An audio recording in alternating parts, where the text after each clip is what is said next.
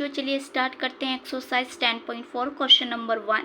Question number 1 में हमें क्या करना है, फाइंड ए वेक्टर क्रॉस बी वेक्टर का मैग्नीट्यूड आपको निकालना है। इफ ए वेक्टर हमें गिवन है और बी वेक्टर हमें गिवन है तो चाहे आप फाइंड कर सकते हो, वो इजी, ठीक है ना। तो चलिए पहले ए वेक्टर लिखते हैं। हमारे पास क्या आई कैप है -7j कैप और +7k कैप, ये निकालना है ना क्रॉस। तो आपको क्रॉस प्रोडक्ट निकालनी पड़ेगी, देन आपको मैग्नीट्यूड निकालना पड़ेगा। 3i cap -2j cap +2k cap.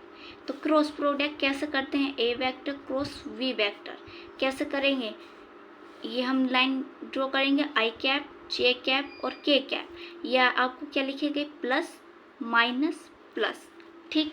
अब यहाँ आपको लिखना है पहले ए वेक्टर, तो ए वेक्टर लिखो क्या है 1 -7 और 7, वी वेक्टर क्या है 3 -2 और 2, ये लिखा। अब यहाँ आपको मल्टीप्लाई करनी है, 1 बाय 1 आपको छिपाते जाना है, पहले आई को छिपाना है फिर जे को फिर के को, पहले आई को छिपाओ। तो यहाँ क्या 1 की -7 की मल्टीप्लाई 2 से करोगे तो क्या आएगा -14, बीच में होता है माइनस, ठीक। अब 7 की मल्टीप्लाई माइनस उससे करोगे 2 से तो क्या आएगा -14 आएगा।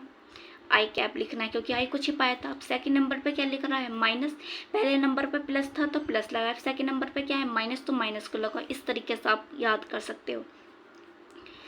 तो अब जे को छिपाना है तो 1 की मल्टीप्लाई 2 से करो 2, बीच में होता है माइनस। अब 7 की मल्टीप्लाई 3 से करेंगे तो 21, जे कैप को छिपाया था। अब थर्ड नंबर पे क्या ऊपर प्लस है तो प्लस लगा दो।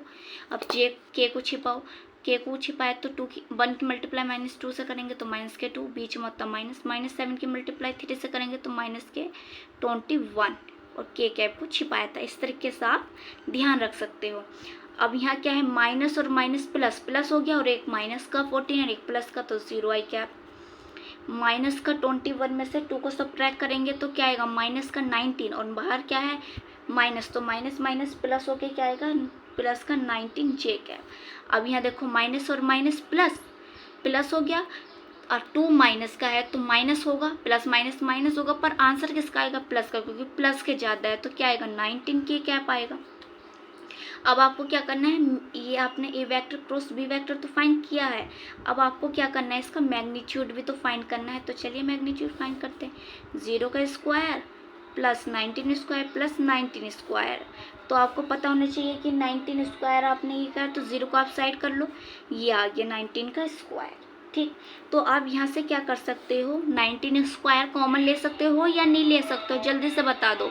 कॉमन ले सकते हो तो 19 का स्क्वायर हमने क्या किया कॉमन ले लिया, तो यहाँ क्या बचा 1 बचा और यहाँ भी 1 बचा, समझो। अब हम दोनों हमने क्या किया है 19 का स्क्वायर कॉमन लिया है तो यहाँ भी 1 है यहाँ भी 1, क्योंकि ये टोटल तो आ गया होगा ना कॉमन में।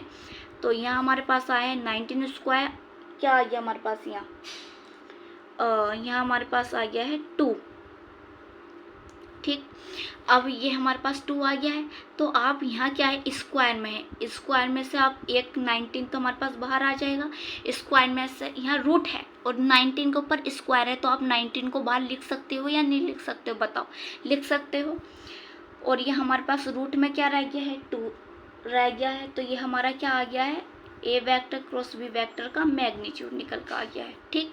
अगर √2 × 2 होता है या फिर 2 × ये समझो ये है हमारे पास है √ में, तो आप यहाँ से 2 का पेयर देखते हो तो 2 को बाहर निकालते हो या नहीं निकालते हो, रूट में से निकालते हो।